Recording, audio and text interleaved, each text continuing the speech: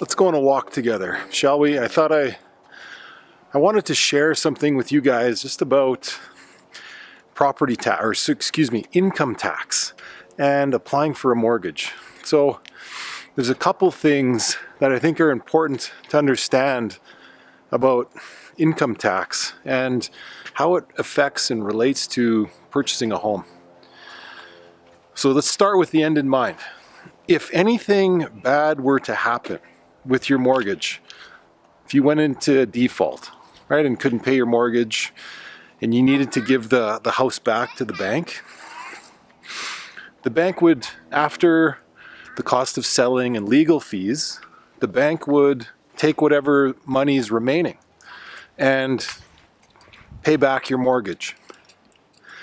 Now, in that scenario, if you owed any level of government taxes, that government could come and take the equity before the bank does.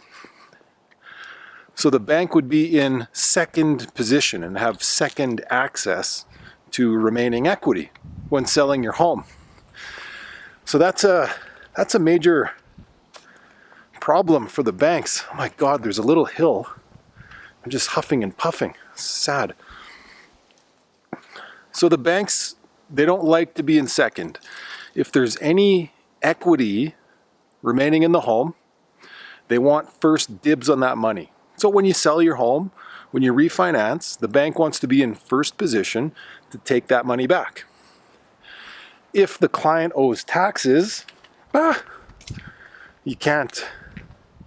The bank is in second. They don't like that. So when banks take on new clients, right? When they take on new clients, they want to make sure that the clients don't owe any taxes, which is why, there's a lot of the time we need to verify no taxes owing.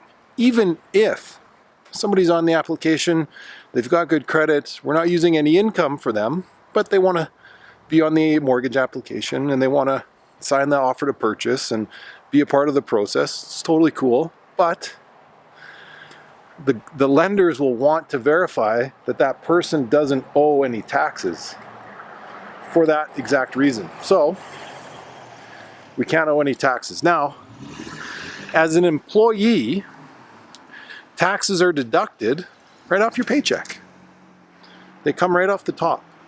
And employees get net income.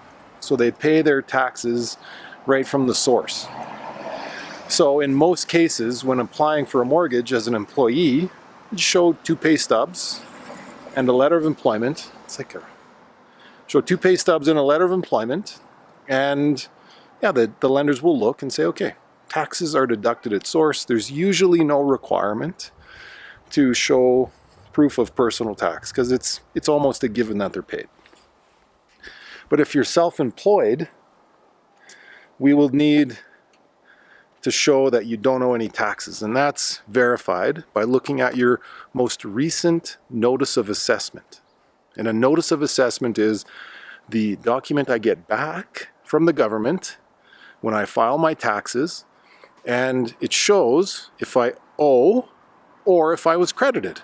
So if you're credited, great. If you owe, we need proof of you paying that amount. So for income planning, if you're self-employed, make sure your taxes are up to date.